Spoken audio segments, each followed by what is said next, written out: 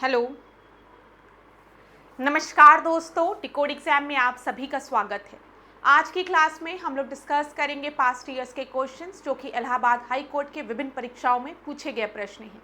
ये प्रश्न जो है वो आरओ में, कंप्यूटर असिस्टेंट में, एपीएस परीक्षा, group C, group D exam में पूछे गए प्रश्न हैं और इन प्रश्नों को हमने लिया है यूथ कॉम्पिटिशन टाइम्स की बुक से, जहाँ पर विभिन्न परीक्षाओं में विभिन्न वर्षों में पूछे गए प्रश्नों को दिया गया है।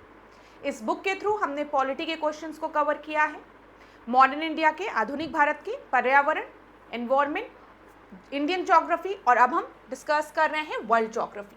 ठीक है, अभी हम डिस्कस कर रहे हैं आप लोगों से वर्ल्ड ज्योग्राफी के क्वेश्चन, ये चीज़ मैं क्लियर कर दूं। और ये थर्ड लेक्चर है वर्ल्ड ज्योग्राफी का, विश्व भूगोल के प्रश्नों को हम डिस्कस कर रहे हैं। और आज की क्लास में जो प्रश्न हम डिस्कस करेंगे वो जलवायु से रिलेटेड होंगे, सूक्ष्म प्रदेश एवं मरुस्थल से रिलेटेड होंगे, वन से रिलेटेड होंगे, महासागर, महासागरीय धाराओं से रिलेटेड प्रश्नों को हम डिस्कस करेंगे आज के सेशन में। तो चलिए आज की क्लास को स्टार्ट करते हैं मेरे साथ ऐश्वर्या सिंह के साथ। क्लास में किसी भी तरीके का डाउट होगा तो आप लोग मुझे कमेंट बॉक्स में ज़रूर बताएंगे। क्लास आज के सेशन को स्टार्ट करने से पहले थोड़ी सी जानकारी मैं आप लोगों को देना चाहूँगी वीडियो क्रैश कोर्स के बारे में, जिसको कि डिकोड एग्जाम ने लॉन्च किया है आप लोगों के लिए। इस वीडियो क्रैश कोर्स में एंटायर सिलेबस को कवर किया गया है वीडियो लेक्चर्स के माध्यम से। यहाँ पर आपको नोट्स पीडीएफ के फॉर्मेट में प्रोवाइड की जाएगी, प्लस टेस्ट सीरीज प्रोवाइड की जाएगी, जहाँ पर आप अपने परफॉर्मेंस को इवैल्यूएट कर सकते हैं। अगर इस कोर्स से रिलेटेड आपको कोई भी जानकारी चाहिए, कोई भी इंफॉर्मेशन चाहिए, तो आप इस नंबर पे कांटेक्ट करिए, यहाँ पर आपको सारी इंफॉर्मेशन प्रोवाइड करा दी जाएगी। क्लास चलिए अब आज की क्लास का हम पहला प्रश्न देखते हैं और थर्ड लेक्चर का अगर हम देखेंगे ये 101 क्वेश्चन है। अभी तक हमने 2 लेक्चर वर्ल्ड ज्योग्राफी के कंप्लीट कर लिए हैं। प्रश्न डायरेक्ट है, जहाँ पर भी एक्सप्लेनेशन की आवश्यकता होगी वहाँ पर एक्सप्लेनेशन दिया जाएगा। इलाहाबाद हाई कोर्ट आरओ 2022 में पूछा गया प्रश्न है, विच of the following factors does not control the climate of any place. दिया गया है निम्न में से कौन से कारक किसी भी जगह की जलवायु को नियंत्रित नहीं करते। प्रेशर, विंड सिस्टम दिया गया है, डिस्टेंस फ्रॉम द सी दिया गया है, अवेलेबिलिटी ऑफ वाटर दिया गया है, ocean current and land form features. तो अब आप खुद सोचिए ये कितना आसान प्रश्न है। अब आप मुझे बताओ, अगर पहाड़ पे जाओगे, डिफरेंट लैंड फॉर्म्स की बात करते हैं, वहाँ का टेम्परेचर कैसा होगा। रेगिस्तान में जा रहे हो, वहाँ का टेम्परेचर कैसा होगा, या फिर प्लेन एरिया में जा रहे हो, वहाँ का टेम्परेचर कैसा होगा। टेम्परेचर में डिफरेंस दिखेंगे, ठीक है, यहाँ पर क्लाइमेट में चेंजेस आपको दिखेंगे, मान रहे हो उस बात को, ठीक है। गर्मी के समय लोग हिल स्टेशन जाना पसंद करते, क्यों? क्योंकि वहाँ का वेदर प्लीजेंट है, थोड़ा ठंडा है। जब अंग्रेज भारत में रहते थे तो जब गर्मी आती थी तो भाग जाते थे हिल स्टेशंस पे। तो क्लाइमेट वेरिएशन आपको दिख रहा है, लैंडफॉर्म चेंज हो रहे हैं, तो हम डेजर्ट से हिल स्टेशन पे जा रहे हैं, हिल स्टेशन से हम कोस्टल एरियाज में जा रहे हैं। अगर तटीय क्षेत्र में जाओगे तब भी आपको वेदर चेंज दिखेगा, क्लाइमेट में चेंजेस दिखेंगे। तो यहाँ पर ये तो बहुत ही आसान प्रश्न है। Ocean current and landform features होते हैं रिस्पॉन्सिबल, डिस्टेंस फ्रॉम द सी भी ठीक है। आप कोस्टल एरियाज में, तटीय क्षेत्र में रहोगे तो यहाँ का क्लाइमेट आपको अलग दिखेगा। जब आप अंदर की तरफ मूव करोगे तो आप देखोगे यहाँ पर गर्मी और ड्राइनेस ज़्यादा है। समझ में आ रहा है? तो डिस्टेंस फ्रॉम द सी भी है, pressure and the wind system, wind किस तरीके की हवा चल रही है, ठीक है, दाब क्या है, तो रेनफॉल, ये सब मैटर करता है। यहाँ पर क्या मैटर नहीं करता है वो है अवेलेबिलिटी ऑफ वाटर, पानी की उपलब्धता हम कह सकते हैं। तो 101 का सही उत्तर सी होगा। इलाहाबाद हाईकोर्ट आरओ 2022 में एक बहुत ही आसान प्रश्न पूछा गया है। इसके लिए आपको स्पेशली पढ़ाई करने की आवश्यकता बिल्कुल भी नहीं है। थोड़ा सा भी अगर आप जागरूक हैं, अगल बगल इन्वायरमेंट से परिचित हैं, तो आराम से इस तरीके के प्रश्नों को आप सॉल्व कर सकते हैं। अगला प्रश्न देखते हैं, एल नीनो से रिलेटेड है। लास्ट क्लास में भी हमने डिस्कस किया था। El Nino climate pattern occurs due to the unusual warming of surface water in Indian Ocean, Atlantic Ocean, Pacific Ocean या फिर Arctic Ocean. Allahabad high court CA परीक्षा 2021 में पूछा गया प्रश्न है। लास्ट क्लास में हमने डिस्कस किया था। यहाँ पर अगर हम देखें तो वार्मिंग ऑफ पैसिफिक ओशन की बात होती है। सी आपका सही उत्तर है। लास्ट क्लास में मैंने आपको बताया था एल नीनो और ला नीना के बारे में। एल नीनो कब होता है, कब अकर करता है? जब आपका central and eastern Pacific ocean जो है वो ज़्यादा गर्म हो जाता है, वार्म हो जाता है वहाँ का वाटर। याद रखिएगा, सेंट्रल और ईस्टर्न पैसिफिक ओशियन का जो वाटर है वो ज़्यादा वार्म हो जाता है, गर्म हो जाता है नॉर्मल डेज के कंपैरिजन में, तो एल नीनो होता है। और एल नीनो जो है वो इंडियन मॉनसून को भी इफेक्ट करता है, ये ध्यान रखिएगा, ठीक है, एडवर्सली इफेक्ट करता है। ला नीना की हम बात करेंगे तो यहाँ पर ये इसका अपोजिट फेज होता है एल नीनो का। यहाँ पर पैसिफिक वाटर जो होता है वो आपका ज़्यादा कूलर हो जाता है, ठंडा हो जाता है नॉर्मल डेज के कंपैरिजन में। तो याद रखिएगा एल नीनो और ला नीना से रिलेटेड प्रश्न आपके परीक्षा में इलाहाबाद हाई कोर्ट की विभिन्न परीक्षाओं में पूछे गए हैं, तो एक जगह इंपॉर्टेंट टॉपिक में इसको जरूर नोट कर लीजिएगा क्लास। अगला हम देखते हैं प्रश्न क्या दिया गया है। Which one of the following is not located in the Mediterranean climate region? Mediterranean climate reason की बात यहाँ पर की गई है, भूमध्य सागरीय जलवायु क्षेत्र की बात की गई है, और भूमध्य सागरीय जलवायु क्षेत्र में कौन सा आपका नहीं लोकेटेड है? स्पेन, ग्रीस, इटली, स्वीडन दिया गया है। इलाहाबाद हाई कोर्ट एपीएस परीक्षा 2021 में पूछा गया प्रश्न है। और यहाँ पर अगर आपको टाइम लेना है तो आप वीडियो को भी पॉज कर सकते हैं, ठीक है, आप अपने टाइम को सेट कर लिया करिए। यहाँ पर जो आपका सही उत्तर है वो है स्वीडन, ठीक है, स्वीडन नहीं है, डी आपका सही उत्तर है। एक बार हम लोग देख लेते हैं क्लास। ये देखो यहाँ पर ये आपको मेडिटेरेनियन रीजन्स दिख रहे हैं, ठीक है। हम जब मेडिटेरेनियन टाइप ऑफ क्लाइमेट की बात करते हैं तो यहाँ पे जो समर होता है वो आपका ड्राई होता है, ये याद रखिएगा। विंटर में बारिश होती है। एक बार परीक्षा में आप ही के ये प्रश्न बना था कि मेडिटेरेनियन क्लाइमेट में जो बारिश होती है, रेनफॉल होती है, वो समर में होती है, विंटर में होती है, समर विंटर दोनों में होती है। तो यहाँ पर रेनफॉल वर्षा देखने को मिलती है ठंड मौसम में, ठीक है, वेट विंटर्स देखने को मिलते हैं। टिपिकली अगर हम देखें तो western side of the continent between the 30 to 45 degree latitude के बीच में आपको मेडिटेरेनियन टाइप ऑफ क्लाइमेट देखने को मिलेंगे। ये क्या है? ये 30 डिग्री है, ये 45 डिग्री है, इसके बीच वाले रीजन में यहाँ पर आपको वेस्टर्न साइड में मेडिटेरेनियन क्लाइमेट देखने को मिलेंगे। यहाँ पर देखिए नॉर्थ में और यहाँ पर साउथ में देखिए 30 डिग्री टू 45 डिग्री। इधर हम क्या कह रहे हैं, इधर वेस्टर्न साइड में ये दिख रहा है आपको, ठीक है। तो याद रखिएगा परीक्षा के लिए ये सारे पॉइंट्स भी महत्वपूर्ण हैं। मैंने आपको बताया जो समर है वो यूजुअली वार्म होती है, बहुत ही गर्मी होती है। रेनफॉल जो है वो विंटर मंथ्स में होता है। यहाँ पर अगर हम देखें कौन कौन से रीजन्स आपके हैं, तो मेडिटेरेनियन सी के सराउंडिंग्स में मेडिटेरेनियन क्लाइमेट देखने को मिलता है। फिर कैलिफोर्निया रीजन में, चिली में, इधर आपको पता है ये सेंट्रल चिली में मेडिटेरेनियन टाइप ऑफ क्लाइमेट देखने को मिलता है, याद रखिएगा, महत्वपूर्ण पॉइंट है। फिर उसके बाद साउथ ईस्टर्न साउथ अफ्रीका में हम देखें, यहाँ पर साउथ ईस्टर्न साउथ अफ्रीका में, ठीक है, और साउथ वेस्टर्न ऑस्ट्रेलिया में इधर की तरफ मेडिटेरेनियन क्लाइमेट देखने को मिलता है, ठीक है। इंपॉर्टेंट चीजें जो आपको याद रखनी है वो सबसे पहला पॉइंट ये है, जो समर होता है वो ड्राई होता है, हॉट होता है। दूसरा, रेनफॉल जो होती है वो विंटर्स में होती है, याद रखिएगा। फिर तीसरा पॉइंट आपको याद रखना है कि अगर हम देखें तो 30 डिग्री टू 45 डिग्री के बीच में मेडिटेरेनियन क्लाइमेट देखने को मिलता है, यूजुअली वेस्टर्न साइड्स में। यहाँ पर कोस्टल कैलिफोर्निया में, सेंट्रल चिली में, याद रखिएगा पेपर में कई बार पूछा गया प्रश्न है, ठीक है। और इंपॉर्टेंट चीज, ऑलिव्स कहाँ होते हैं, तो ऑलिव्स मेडिटेरेनियन क्लाइमेट में होते हैं। ग्रेप वाइन मेडिटेरेनियन क्लाइमेट में देखने को मिलता है। यहाँ पर आपके खट्टे फल मिलते हैं, सिट्रस फूड। तो इन सारे पॉइंट्स को जो मैं आपको बता रही हूँ ये बहुत महत्वपूर्ण है, एक एक पॉइंट को समझते चलिए, ठीक है, और नोट करते हुए चलिए। आपके प्रश्न में स्वीडन दिया था मेडिटेरेनियन क्लाइमेट में, और मैंने आपको बताया था स्वीडन में मेडिटेरेनियन टाइप ऑफ क्लाइमेट देखने को नहीं मिलता है। स्वीडन में अगर हम देखें तो कोल्ड टेम्परेट या सब ट्रॉपिक कंट्री है ये, ठीक है। स्वीडन इधर की तरफ है, फिनलैंड और नॉर्वे के बीच में आपको यहाँ पर स्वीडन दिख रहा होगा। तो यहाँ पर आपको टेम्परेट, कोल्ड टेम्परेट या सब आर्कटिक रीजन है, ये तो ठंड रहती है यहाँ पर, ठीक है। चलिए आगे बढ़ते हैं, अगला प्रश्न देखते हैं। 104 क्वेश्चन को देखते हैं। यहाँ क्या दिया गया है, which one of the following is the characteristic climate of tropical savanna region. Grassland की बात हो रही, सवाना ग्रासलैंड की बात हो रही है। Rainfall throughout the year, देखो rainfall throughout the year नहीं होगा क्योंकि ये ग्रासलैंड है, थोड़ा सा आप यहाँ से सोच सकते हैं। Rainfall in the winter only and extremely short dry season are definite dry and wet season. तो 104 का जो आपका सही उत्तर है वो है डी। यहाँ पर याद रखिएगा आपका सही उत्तर क्या है, डी आपका सही उत्तर है यहाँ पर, ठीक है। इलाहाबाद हाई कोर्ट सीए परीक्षा 2021 में पूछा गया ये प्रश्न है। ठीक है। Rainfall throughout the year नहीं होगा, विंटर्स में रेनफॉल हम देखते हैं मेडिटेरियन क्लाइमेट्स में होता है, and extremely short days, dry season नहीं, ऐसा भी नहीं है, ग्रासलैंड है, ठीक है। A definite dry and wet season यहाँ देखने को मिलते हैं। डी आपका सही उत्तर है। केन्या तंजानिया की अगर हम बात करें तो वहां पर हमें सवाना ग्रासलैंड देखने को मिलता है। ग्रासलैंड से रिलेटेड प्रश्न परीक्षा में पूछा जाता है।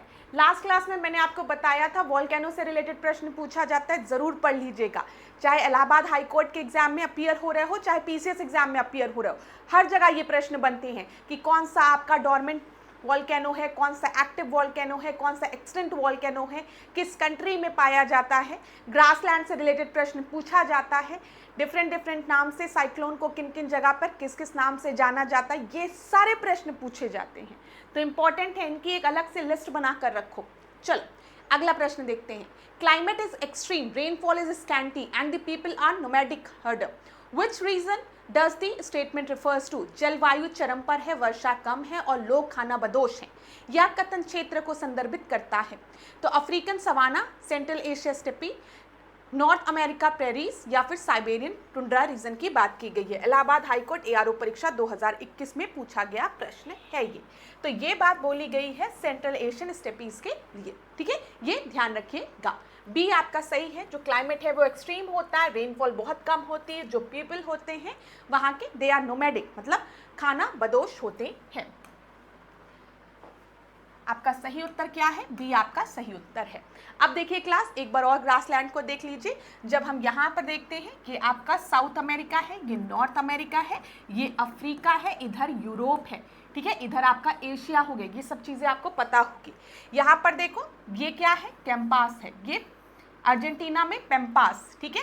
यहाँ लानोज, वेनेजुला की जब हम बात करते हैं वेनेजुला, तो यहाँ पर लानोज देखने को मिलता है। ब्राज़ील में कैंपास, ठीक है।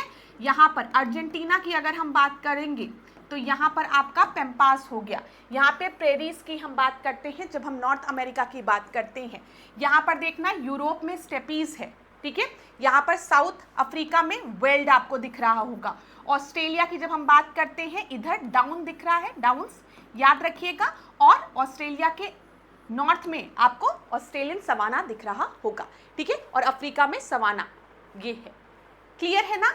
मैं फिर से एक बार रिपीट करूंगी, अगर आपको अभी तक आपने याद नहीं किया है कि कौन सा ग्रासलैंड कहाँ पर पाया जाता है, जरूर याद कर लेना, विभिन्न परीक्षाओं के लिए महत्वपूर्ण है। ऐसा नहीं है कि खाली इलाहाबाद हाई कोर्ट के विभिन्न परीक्षाओं के लिए, ये पीसीएस के लिए, आरओ के लिए, बीईओ के लिए, एसएससी के एग्जाम्स के लिए, सभी के लिए बहुत महत्वपूर्ण है। अब देखो यहाँ पे बोला गया कोपेन की जलवायु वर्गीकरण की योजना के अनुसार आर्द्र स्थितियों को प्रदत्त किन विकल्पों द्वारा वर्णित किया गया है? Tropical, dry climate, warm temperate, cold ice, forest climate, cold climate and highland. तो यहाँ पर आपका सही उत्तर क्या होगा बताइए? इलाहाबाद हाईकोर्ट परीक्षा में पूछा गया प्रश्न है ये। तो यहाँ पर हम देखें ट्रॉपिकल में इन्होंने कैटेगराइज किया है, ठीक है। ड्राई क्लाइमेट नहीं, फिर वार्म टेम्परेट क्लाइमेट है, ठीक है।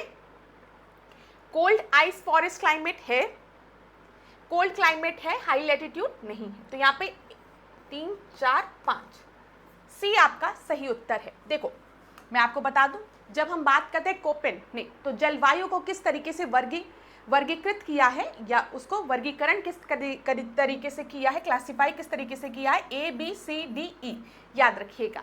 जो ए है वहां पर ऑलवेज हॉट, ये ट्रॉपिकल रीजन है, ठीक है। बी की हम बात करेंगे तो हल्की फुल्की बारिश यहाँ पर होती रहती है, ठीक है, तो ड्राई वेदर देखने को मिलता है। सी की अगर हम बात करेंगे तो यहाँ पर टेम्परेट वेदर देखने को मिलता है।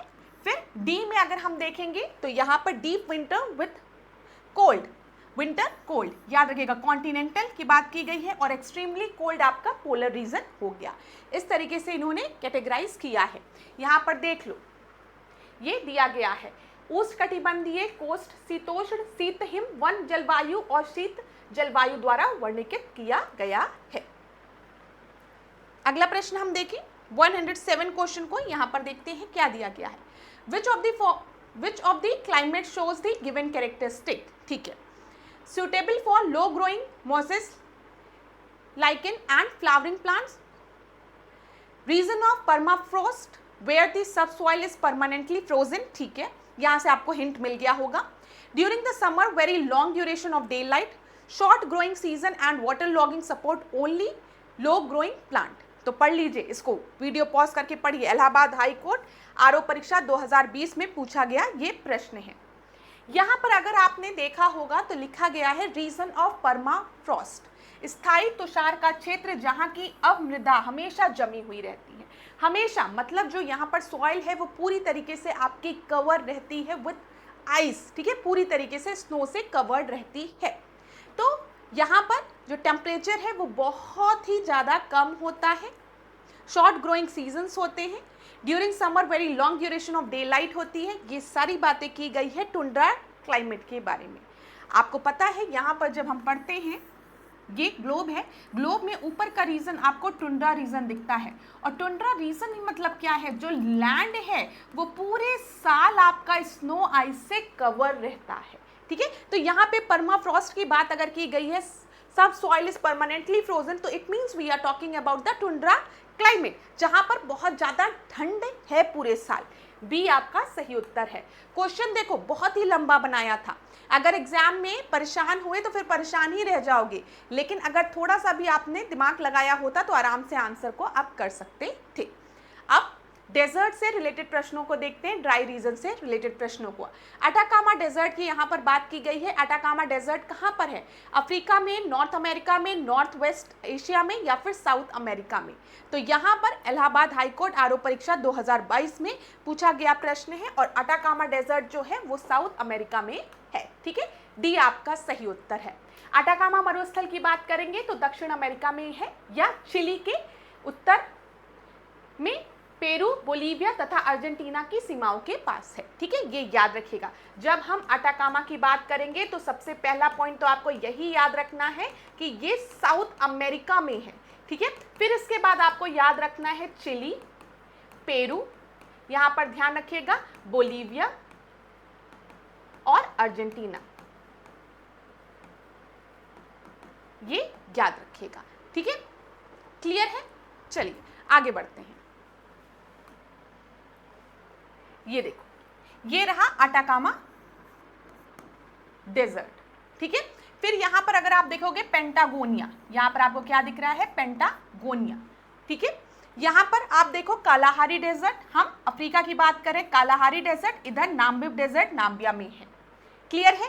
कालाहारी नाम्बिब याद रखिएगा, यहाँ पे पेंटागोनिया याद रखना है, यहाँ पर अटाकामा डेजर्ट याद रखना है। फिर आपको याद रखना है कोलोराडो प्लेटो जो है वो नॉर्थ अमेरिका में है। सोनोरन डेजर्ट कहाँ पर है, ये भी नॉर्थ अमेरिका में है। सहारा डेजर्ट ये आपको दिख रहा है, ठीक है। थार डेजर्ट भारत में आपको दिख रहा है, ठीक है। अगर हम ऑस्ट्रेलिया की बात करें तो ऑस्ट्रेलिया में देखो Simpson, Gibson, great Sandy, Tanami, great Victoria. कई बार पूछा गया प्रश्न है कि ग्रेट विक्टोरिया, सिम्पसन, गिब्सन, ठीक है, याद रखिएगा Simpson, Gibson, great Sandy, great Victoria और तनामी डेजर्ट कहां पर है, ऑस्ट्रेलिया में है। यहां पर गोबी डेजर्ट आपको दिख रहा है, ये टकला मकान है। चलो अभी प्रश्न को देखते हैं, समझ में आ जाएगा। यहां पर देखो क्या बोला गया है कि Kalahari desert is situated in, Kalahari desert कहां पर आपका सिचुएटेड है, South Africa, North Africa, West Asia या South America. Allahabad high court RO परीक्षा 2022 में पूछा गया प्रश्न है ये। तो कालाहारी डेजर्ट जो है वो साउथ अफ्रीका में स्थित है। अभी थोड़ी देर पहले यहाँ पर हमने देखा है कालाहारी डेजर्ट कहाँ पर है, ये साउथ अफ्रीका में स्थित है, ठीक है। क्लियर, आगे बढ़े। कालाहारी मरुस्थल जो है वो साउथ अफ्रीका में है, और इस रेगिस्तान का विस्तार कहाँ कहाँ है, यहाँ पर ध्यान दीजिएगा, साउथ अफ्रीका में, बोत्सवाना में और नाम्बिया में, ठीक है। नाम्बिया में नाम्बिब डेजर्ट भी है, ठीक है, ये याद रखिएगा, नाम्बिया, बोत्सवाना और साउथ अफ्रीका। क्लियर है? आगे बढ़ते हैं। The driest location on earth is in which country, बताइए पृथ्वी पर सबसे सूक्ष्म जगह किस देश में है, केन्या, चिली, कॉन्गो या फिर लीबिया। इलाहाबाद हाईकोर्ट आरओ परीक्षा 2022 में पूछा गया प्रश्न है शिफ्ट 2 में। तो 110 का जो आपका सही उत्तर है वो है चिली। चिली में हमको सबसे ड्राइएस्ट प्लेस दिखती है, सबसे सूक्ष्म जगह। अटाकामा मरुस्थल पर सबसे सूक्ष्म स्थान है, या मरुस्थल दक्षिण अमेरिका महाद्वीप के उत्तरी चिली, पेरू में स्थित है, ये याद रखिएगा। इसमें सोडियम नाइट्रेट, तांबा और अन्य खनिज के विशाल भंडार उपस्थित हैं। ठीक है, क्लियर है यहाँ पर? बताइए, जब हम बात करेंगे आपसे कि सबसे ड्राइएस्ट प्लेस कौन सी है, तो आप बताएंगे चिली में, अटाकामा डेजर्ट में। अगर हम अटाकामा डेजर्ट की बात करेंगे तो चिली और पेरू में ये स्प्रेड है। यहाँ पर अगर हम देखें तो सोडियम नाइट्रेट, तांबा और अन्य खनिज के विशाल भंडार देखने को मिलते हैं। अगला प्रश्न देखिए, largest part of Thar desert is in. बताइए, थार मरुस्थल का सबसे बड़ा हिस्सा डैश में है, कहाँ पर है? भारत में, ईरान में, सऊदी अरब में या फिर पूर्वी अफ्रीका में? इलाहाबाद हाईकोर्ट एपीएस परीक्षा 2021 में पूछा गया प्रश्न है। तो 111 का जो आपका सही उत्तर है, थार डेजर्ट कहाँ पर है? हमारे भारत में। ए आपका सही उत्तर है। ठीक है, यहाँ पर ध्यान दीजिएगा। या इसका विस्तार अगर हम देखेंगे, भारत और पाकिस्तान में स्थित है, लेकिन 85% जो थार डेजर्ट का हिस्सा है वो भारत में है, खाली 15% भाग जो है वो पाकिस्तान में लाई करता है। अगला प्रश्न देखिए, वर्ल्ड लार्जेस्ट डेजर्ट कौन सा है, आपको बताना है यहाँ पर। Gobi desert, Thar desert, Sahara desert या फिर the Great Australian desert? Allahabad high court ARO परीक्षा 2021 में पूछा गया प्रश्न है। तो सबसे लार्जेस्ट डेजर्ट जो है वो अफ्रीका में है, और वो कौन सा डेजर्ट है? सहारा डेजर्ट है। सी आपका सही उत्तर है। विश्व का सबसे बड़ा मरुस्थल जो है यह अफ्रीका महाद्वीप के अल्जीरिया, चाड, माली, मॉरिटानिया, नाइजर, सूडान, ट्यूनीशिया, मिस्र, मोरक्को आदि देशों में फैला हुआ है। अगर हम इसका क्षेत्रफल देखेंगे तो ये अप्रोक्सीमेटली 86,000 किलोमीटर इसका क्षेत्रफल है। आगे देखते हैं, ग्रेट विक्टोरिया डेजर्ट कहाँ पर है? अभी थोड़ी देर पहले मैंने आपको बताया है गिब्सन, सिम्पसन, तनामी डेजर्ट। ठीक है, उसके बाद ग्रेट सैंडी, ग्रेट विक्टोरिया, ये सारे डेजर्ट कहाँ पर है? ऑस्ट्रेलिया में है। तो ए आपका सही उत्तर होगा। इलाहाबाद हाईकोर्ट एआरओ परीक्षा 2021 में पूछा गया प्रश्न है।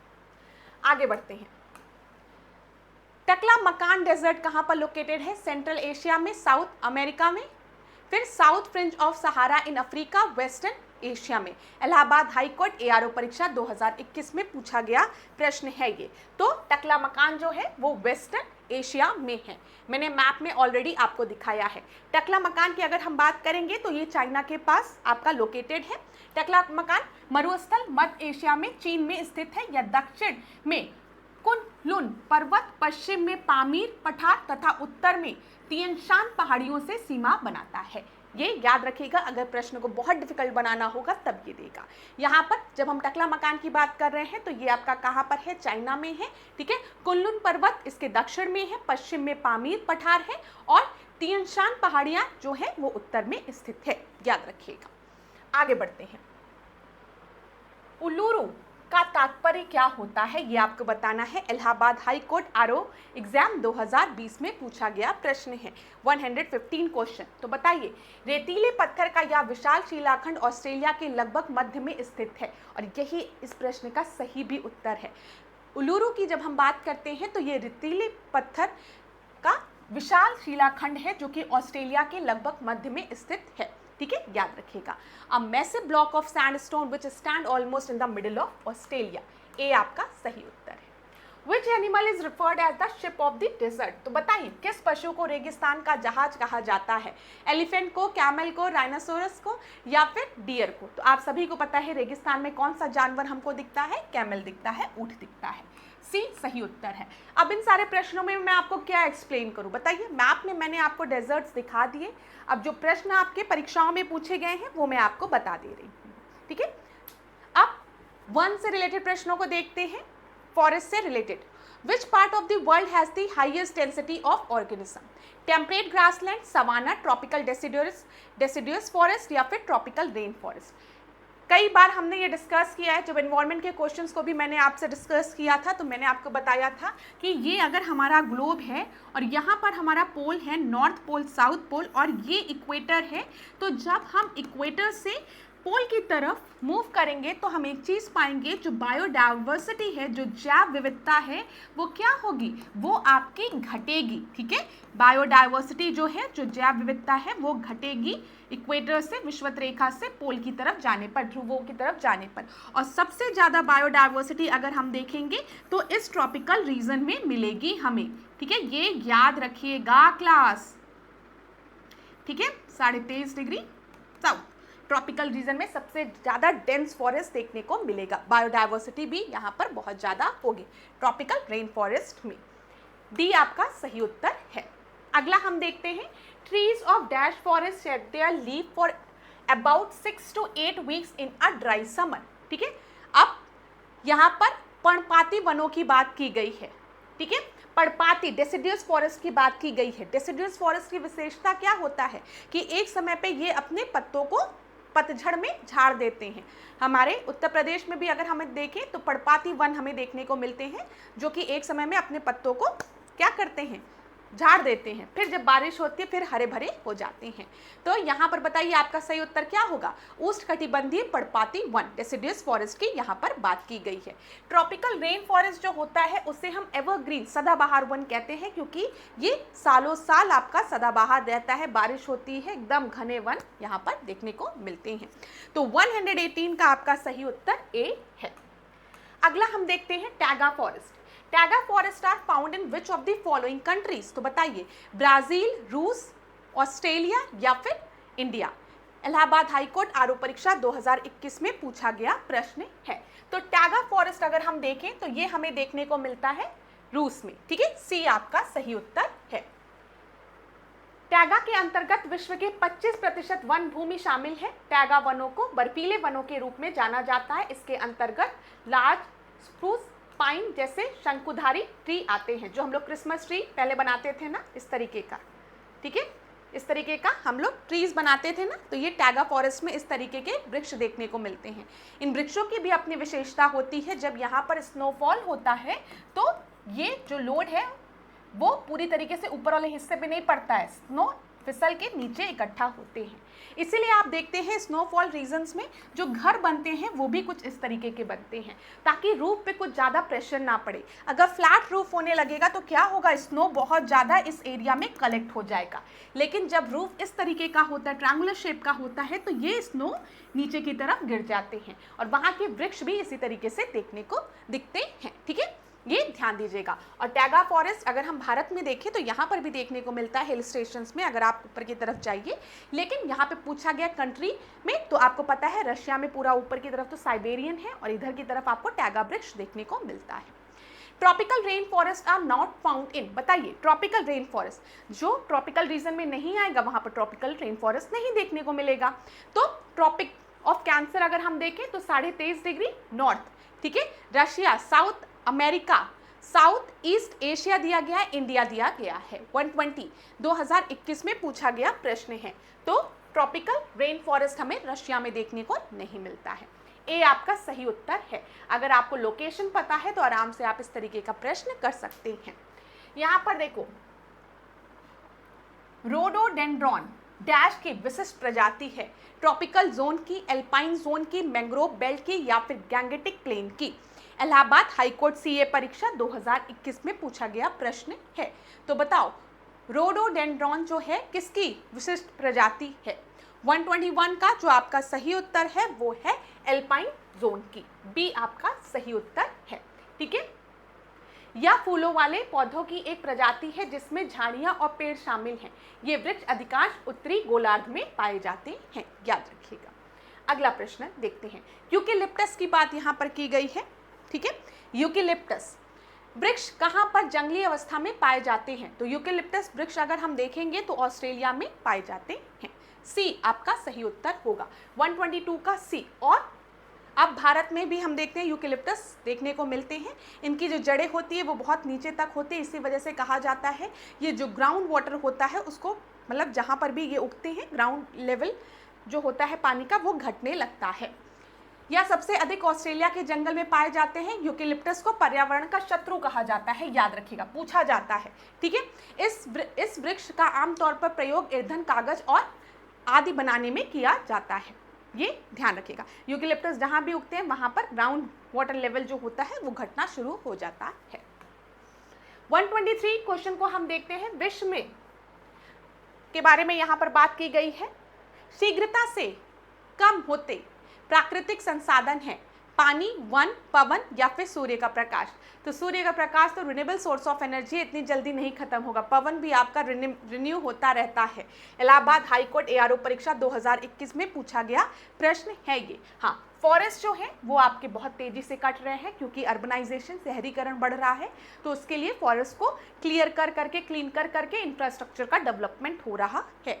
तो बी आपका सही उत्तर है, एआरओ परीक्षा में पूछा गया प्रश्न है।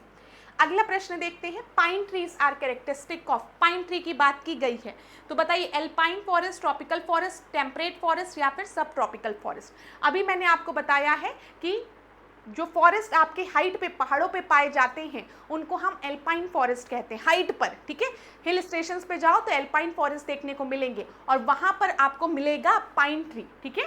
तो यहाँ पर आपका सही उत्तर क्या है? ए आपका सही उत्तर है। इलाहाबाद हाईकोर्ट एआरओ परीक्षा 2021 में पूछा गया प्रश्न है। अच्छा, शीतोष्ण कटिबंधीय वन की यहाँ पर बात की गई है, ठीक है। अगर अमाउंट देखिए एल्पाइन ट्री जो है, यहाँ पर एल्पाइन ट्री जो है, ध्यान रखिएगा, ये आपको एल्पाइन फॉरेस्ट में भी देखने को मिलते हैं, लेकिन अगर यहाँ पर टेम्परेट फॉरेस्ट दिया गया है, यहाँ पर ज़्यादा मात्रा में देखने को मिलेंगे। तो 124 का आपका सही उत्तर सी होगा। ध्यान दीजिएगा।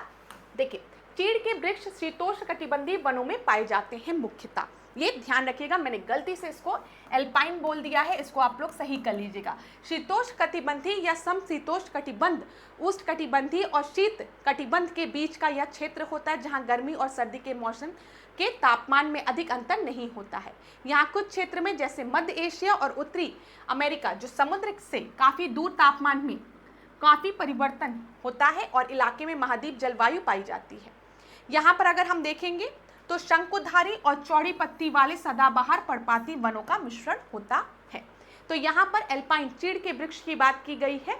मैं बार बार गलत बोल रही हूँ, ध्यान दीजिएगा। पाइन ट्री की यहाँ पर बात की गई है। क्लास, एक मिनट, इस प्रश्न को फिर से देखिए। मैं बार बार एल्पाइन वृक्ष बोल दे रही हूँ, यहाँ पर पाइन ट्री की बात की गई है, चीड़ के वृक्ष की बात की गई है, तो वो मेनली टेम्परेट फॉरेस्ट में देखने को मिलता है। इसको जरूर देख लीजिएगा। चलिए आगे बढ़ते हैं अगले प्रश्न पे। 125 क्वेश्चन को देखते हैं। Which of the following countries has no part of the Amazon, ठीक है। कोलंबिया, ब्राजील, मेक्सिको और सूरीनाम दिया गया है। इलाहाबाद हाईकोर्ट एआरओ परीक्षा में पूछा गया प्रश्न है ये। तो यहाँ पर जब हम अमेज़न की बात कर रहे हैं तो मेक्सिको में अमेज़न नहीं है, कोलंबिया, सूरीनाम और ब्राज़ील में हमें अमेज़न देखने को मिलता है, ठीक है। आप सभी को पता है यहाँ पर बात हो रही है उत्तरी नहीं, दक्षिण अमेरिका की, ये ध्यान रखिएगा। यहाँ पर देखिए मेक्सिको की अगर हम बात करें तो मेक्सिको जो है वो नॉर्थ अमेरिका में है, ये आपको पता है ना। मेक्सिको जो है वो नॉर्थ अमेरिका में है, इसीलिए इस प्रश्न का उत्तर भी आपका सही होगा मेक्सिको, ठीक है। लेकिन जब हम अमेज़न की बात करते हैं तो ये आपका ट्रॉपिकल एवरग्रीन फॉरेस्ट है जो कि कहां पर है? साउथ अमेरिका में। क्लियर? लंग ऑफ अर्थ इसे कहा जाता है, लंग्स ऑफ अर्थ, ये ध्यान रखिएगा। आगे बढ़े। Pine trees are found in, बताइए यहां पर क्या होगा? अब देखिए tropical forest, coniferous forest, alpine forest, tropical rain forest दिया गया है। इलाहाबाद हाईकोर्ट एआरओ परीक्षा 2021 में ये प्रश्न पूछा गया है। तो यहाँ पर जब हम शंकुधारी वन की बात करते हैं, शंकुधारी वन की, तो वहाँ पर पाइन ट्रीज देखने को मिलती हैं। बी आपका सही उत्तर है।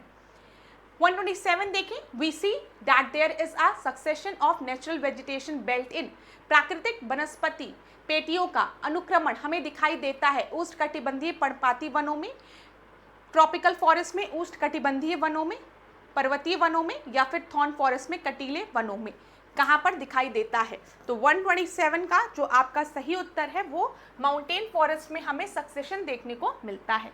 मैंने आपको एनवायरनमेंट की क्लास में इकोलॉजिकल सक्सेशन के बारे में बताया था कि किस तरीके का बदलाव हो रहा है प्रकृति में समय के साथ, ठीक है। मैंने आपको प्राइमरी सक्सेशन और सेकेंडरी सक्सेशन के बारे में वहाँ पर बताया था कि जो प्राइमरी सक्सेशन है वो वहाँ से स्टार्ट होता है। जैसे एग्जाम्पल के थ्रू मैं आपको बताऊँ कि कोई लैंड था वो पूरी तरीके से बैरन है, वहाँ पर बड़े बड़े स्टोन से किसी भी तरीके की वेजिटेशन या ग्रासेस नहीं है, लेकिन समय के साथ क्या हो रहा है, इरोजन हो रहा है, ठीक है। यहाँ पर जो आपका जो स्टोन्स हैं वो घिस रहे हैं, सॉइल का फॉर्मेशन हो रहा है, ह्यूमिड वेदर आ गया, रेनफॉल आ गई, प्रेसिपिटेशन हो गया, छोटे छोटे सीड्स आ गए, धीमे धीमे वेजिटेशन बढ़ने लगी, ग्रासेस होगी, ग्रासेस के बाद ट्री उगा, एक समय बाद पूरा फॉरेस्ट डेवलप कर गया। तो ये धीमे धीमे प्रोसेस है प्राइमरी सक्सेशन का, जहाँ पर हम देखते हैं कि पहले कुछ भी नहीं था और आज वहाँ पे क्लाइमेक्स कम्युनिटी आ गई है, पूरा आपका forest well establish mature forest वहाँ पर बन गया है। इसी तरीके से सेकेंडरी सक्सेशन में क्या होता है, फॉर एग्जाम्पल अचानक से कहीं पर आग लग गई और पूरा जंगल आपका जल के राख हो गया, ठीक है। एक समय पूरा जंगल अच्छा खासा था, जल के राख हो गया, अब कुछ नहीं बचा है, लेकिन धीमे धीमे प्रकृति क्या करेगी, अपने आप को फिर निखारेगी और धीमे धीमे जो छोटे छोटे सीड्स हैं फिर वो जर्मिनेट करेंगे और वहाँ पर एक समय बाद फिर फॉरेस्ट डेवलप हो जाएगा। तो सक्सेशन मतलब विद द टाइम क्या चेंजेस देखने को मिल रही हैं, और सबसे ज़्यादा अगर इस प्रोसेस को हम देखते हैं तो ये प्रोसेस हमें माउंटेन्स में देखने को मिलते हैं, ठीक है, ये ध्यान दीजिएगा। अगला प्रश्न देखते हैं 128 क्वेश्चन को। विच one of the following type of forest is called monsoon forest? किसे हम मॉनसून फॉरेस्ट कहते हैं? माउंटेन फॉरेस्ट को, ठीक है, थॉर्न फॉरेस्ट को, ट्रॉपिकल रेन फॉरेस्ट को, या फिर ट्रॉपिकल डेसिडियस फॉरेस्ट को? इलाहाबाद हाईकोर्ट आरजीसी परीक्षा 2014 में पूछा गया प्रश्न है ये। तो यहाँ पर जो आपका सही उत्तर है वो क्या है? ट्रॉपिकल डेसिडियस फॉरेस्ट को हम मॉनसून फॉरेस्ट कहते हैं। डी आपका सही है। मैंने आपको बताया है जो डेसिडियस फॉरेस्ट होते हैं ट्रॉपिकल पर्णपाती वन, वहाँ पर एक समय के लिए थोड़ा पतझड़ देखने को मिलता है, लेकिन जब मॉनसून आता है, बारिश होती है, फिर जो पेड़ है वो हरे भरे हो जाते हैं। इसी वजह से हम इन्हें मॉनसून वन के नाम से भी जानते हैं, ठीक है। अगला हम देखते हैं महासागर से रिलेटेड प्रश्नों को। क्या दिया गया है? Which ocean has the least salinity? लवणता सबसे ज्यादा कम किस ओशियन में है? Arctic ocean, Pacific ocean, Atlantic ocean, या फिर Indian ocean? Allahabad high court RO परीक्षा 2023 में पूछा गया प्रश्न है ये। तो सबसे कम लवणता हमें देखने को मिलती है आर्कटिक ओशियन में। ए आपका सही उत्तर है। आर्कटिक महासागर की लवणता सैलिनिटी सबसे कम होती है। ध्रुवों पर पिघलती बर्फ से ताजा पानी सतह की लवणता को कम करता रहता है, ठीक है, क्लियर है। आगे बढ़ते हैं अगले प्रश्न पे। Maximum depth of lithosphere is found in, बताइए, स्थल मंडल की सबसे अधिक गहराई मिलती है प्रशांत महासागर में, हिमालय में, अरब रेगिस्तान में, या फिर साइबेरिया में? अब ये जो प्रश्न है वो इलाहाबाद हाईकोर्ट आरओ परीक्षा में 2023 में और एआरओ परीक्षा में 2021 में पूछा गया प्रश्न है। देखने वाली बात यह है कि एआरओ में 2021 में पूछा गया है और इसी प्रश्न को आरओ में 2023 में रिपीट कर दिया गया है। तो बताइए लिथोस्फीयर की सबसे मैक्सिमम डेप्थ कहाँ देखने को मिलती है? तो यहाँ पर हम ओशंस की बात कर रहे हैं, तो लिथोस्फीयर की सबसे ज़्यादा डेप्थ हमें देखने को मिलती है पैसिफिक ओशियन में, ठीक है। पृथ्वी की सतह पर सबसे गहरा बिंदु जो है वो मैरियाना ट्रेंच है, ठीक है, पूछा जाता है डीपेस्ट ट्रेंच कौन सा है? तो याद रखिएगा मैरियाना ट्रेंच है, जो कि कहाँ पर है? पैसिफिक ओशियन में है। ये कई बार पूछा गया है, ठीक है, कई बार मैरियाना ट्रेंच से भी रिलेटेड प्रश्न विभिन्न परीक्षाओं में पूछे गए हैं।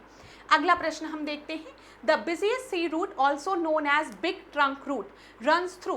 तो बताइए जो बिग ट्रंक रूट है वो कहाँ से कहाँ तक आपका है? Allahabad high court group C exam में 2022 में पूछा गया प्रश्न है ये। तो बताइए वो कहाँ से रन करता है? बिग ट्रंक रूट की बात यहाँ पर की गई है, ABCD पढ़ लीजिए। North Pacific ocean, Mediterranean Indian ocean, north Atlantic ocean, या फिर south Atlantic ocean?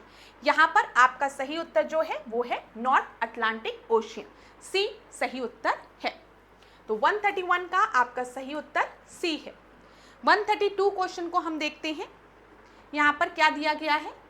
Dash water bodies connect Lakshadweep with Indian mainland? Bharat की मुख्य भूमि को कौन सा जल निकाय लक्षद्वीप से जोड़ता है? Bay of Bengal, Arabian sea, Indian ocean या फिर Atlantic ocean? Allahabad high court RO परीक्षा 2022 में पूछा गया प्रश्न है। तो ये तो आपको में से सभी स्टूडेंट्स को पता होगा कि लक्षद्वीप को इंडियन मेनलैंड से जोड़ता है अरेबियन सी। बी आपका सही उत्तर है। अगला प्रश्न देखते हैं 133 क्वेश्चन को। यहाँ पर क्या दिया गया है? Which one of the following is the deepest lake of the world? बताइए डीपेस्ट लेक कौन सा है? निम्नलिखित में से कौन विश्व की सबसे गहरी झील है? विक्टोरिया, सुपीरियर, बैकाल या फिर ह्यूरॉन झील? इलाहाबाद हाई कोर्ट आरओ परीक्षा 2021 में पूछा गया प्रश्न है ये। तो यहाँ पर सबसे deepest lake of the world है बैकाल झील। ठीक है, सी आपका सही उत्तर है। तो सबसे deepest lake of the world कौन सा है? बैकाल झील। सी आपका सही उत्तर है। बैकाल झील जो है वो रशिया में, ठीक है, साइबेरियन क्षेत्र के दक्षिण भाग में स्थित है, याद रखिएगा।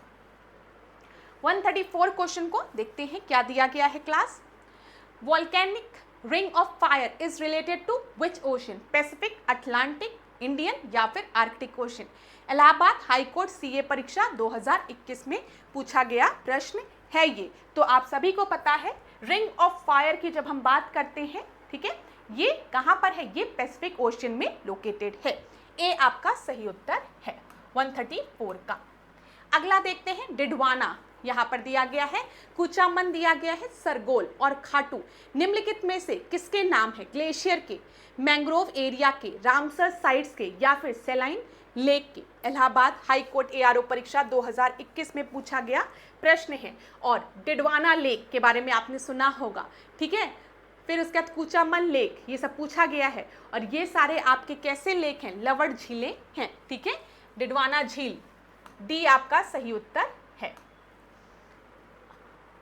रिसाव संबंधी है, बताइए किससे? ओजिंग आर एसोसिएटेड विद ज्वालामुखी जमाव से रिलेटेड है या फिर टेरिजिनियस डिपॉजिट से रिलेटेड है, पेलोजिक डिपॉजिट से रिलेटेड है या फिर कोरल रीफ से रिलेटेड है?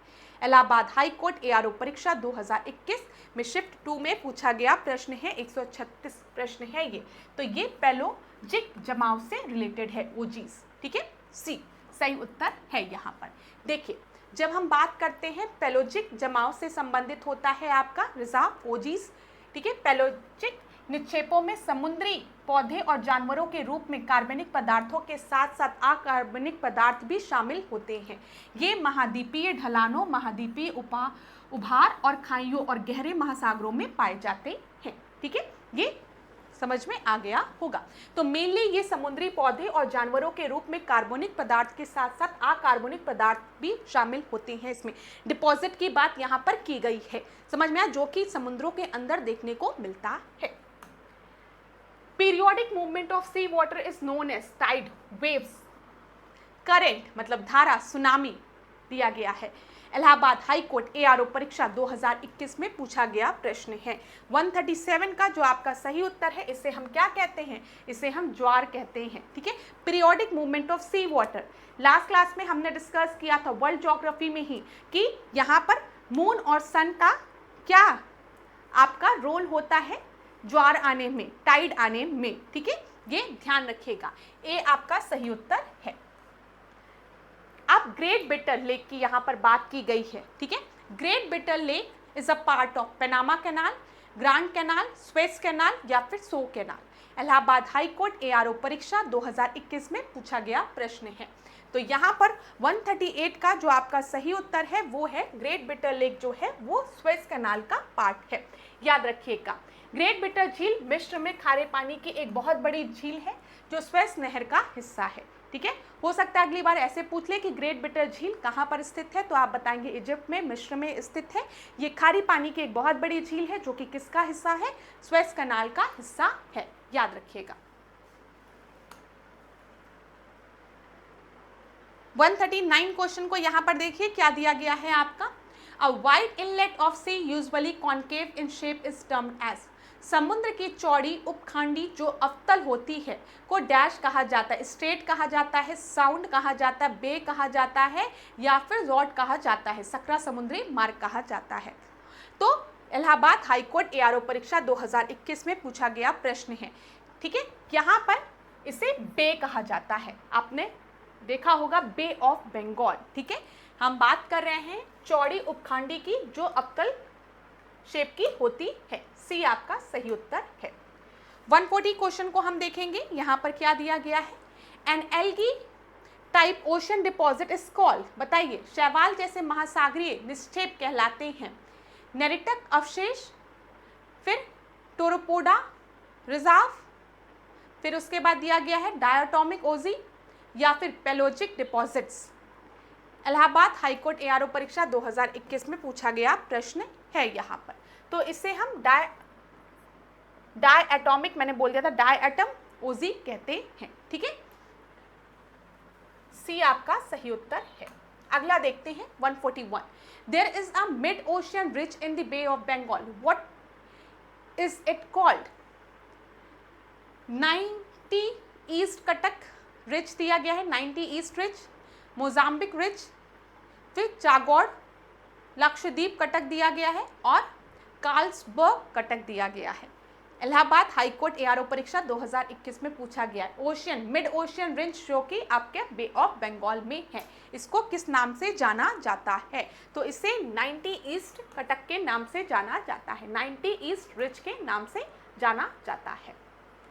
142 प्रश्न को देखते हैं। बेंथोस की बात की गई है, याद रखिएगा जो बेंथोस होते हैं वो मेनली आपको कहाँ, ओशियन के डेप्थ में एकदम सरफेस में पाए जाते हैं, ये ध्यान रखिएगा। अगर ये ओशियन है तो इसके बॉटम सरफेस पे यहाँ पर जो भी लिविंग ऑर्गेनिज्म पाए जाते हैं, ठीक है, जो भी ऑर्गेनिज्म पाए जाते हैं उनको हम बेंथोस कहते हैं। तो benthos at the bottom of the ocean enclosed seas in the upper layer of the ocean along the shore।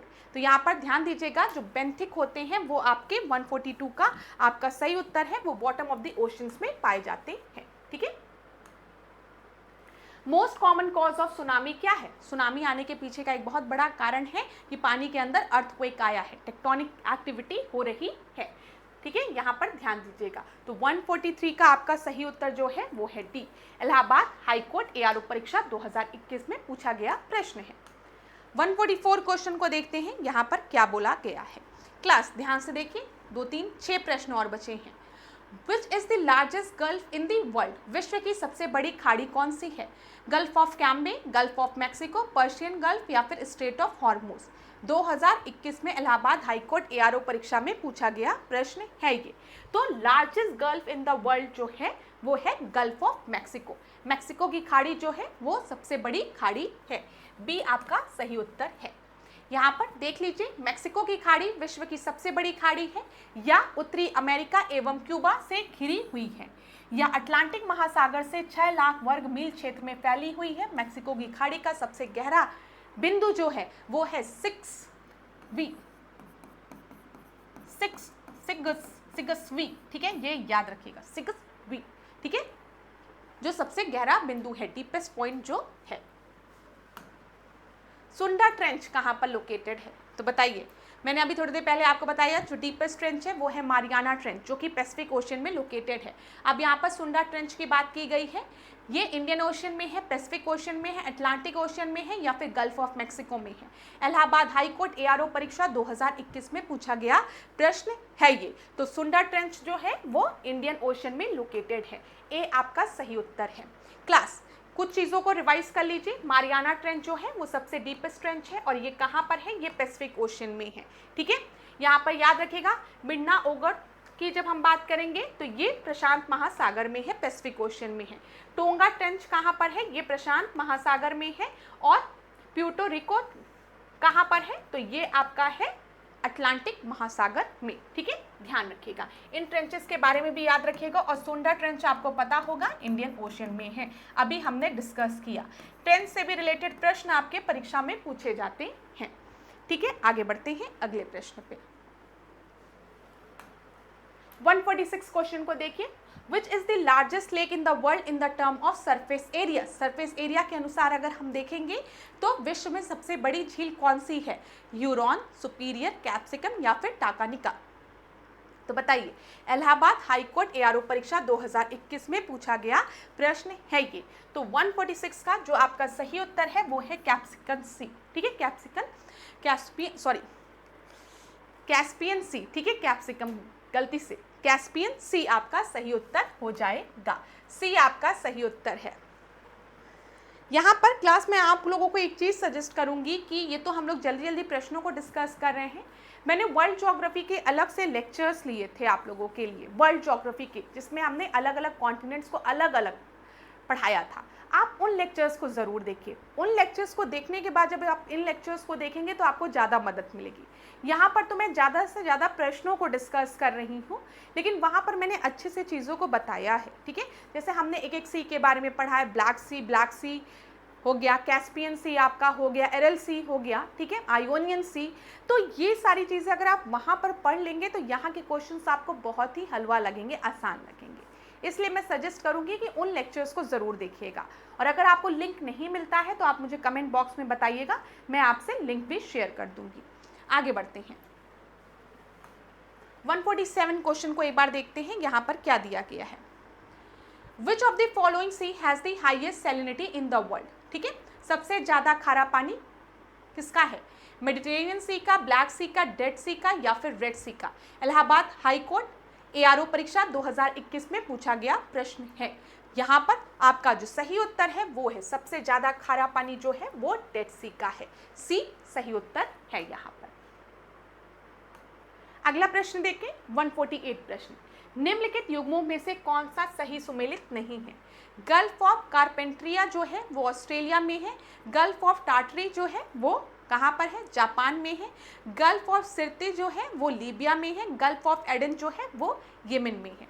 कौन सा सही नहीं है? इलाहाबाद हाई कोर्ट एआरओ परीक्षा 2016 में पूछा गया प्रश्न है। तो यहाँ पर ध्यान दीजिएगा, गल्फ ऑफ एडन येमेन में है, सही है। गल्फ ऑफ सिरती जो है वो लीबिया में है, सही है। गल्फ ऑफ कारपेंट्रिया ऑस्ट्रेलिया में है, सही है। टार्टरी गल्फ जो है वो जापान में नहीं है।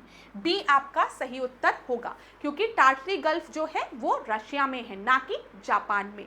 ठीक है, ये याद रखिएगा। और सारे विकल्प जो दिए गए थे वो बिल्कुल सही थे। 149 क्वेश्चन को हम देखते हैं, टाइड्स ओशियंस में क्यों होते हैं? अट्रैक्शन ऑफ मून की वजह से, अट्रैक्शन ऑफ सन की वजह से, बोथ ऑफ द अबव या फिर स्पेरिकल शेप की वजह से। तो ये हमने ऑलरेडी डिस्कस किया है। इलाहाबाद हाई कोर्ट एआरओ 2011 में पूछा गया प्रश्न है। यहाँ पर आपका सही उत्तर होगा सी। ठीक है, अट्रैक्शन ऑफ मून और अट्रैक्शन ऑफ सन दोनों जो होता है वो रिस्पॉन्सिबल होता है ज्वार भाटा के लिए। ठीक है, यहाँ पर टाइड्स के लिए। 150 क्वेश्चन को देखते हैं। यहाँ पर ओशियन करंट से रिलेटेड प्रश्न दिए गए हैं।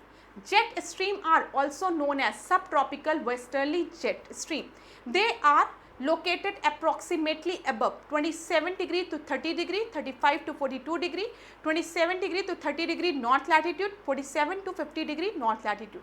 तो नॉर्थ और साउथ को भी ध्यान दीजिएगा। यहाँ पर थोड़ा सा आपको हिंट मिल रहा होगा कि हम सब ट्रॉपिकल वेस्टर्ली जेट की बात कर रहे हैं। ठीक है, तो ट्रॉपिकल जो ट्रॉपिक ऑफ कैंसर है आपका ट्रॉपिकल 23.5 डिग्री नॉर्थ हो गया, हम नॉर्थ की बात कर रहे हैं, सब ट्रॉपिकल रीजन की बात कर रहे हैं। ये हिंट आपको मिल गया। और ये जो है 150 का आपका सही उत्तर जो है वो है 27 से 30 डिग्री नॉर्थ लैटिट्यूड में हमें जेट स्ट्रीम्स या फिर सब ट्रॉपिकल वेस्टर्ली जेट स्ट्रीम देखने को मिलती है। ठीक है, तो यहाँ पर 27 to 30 डिग्री।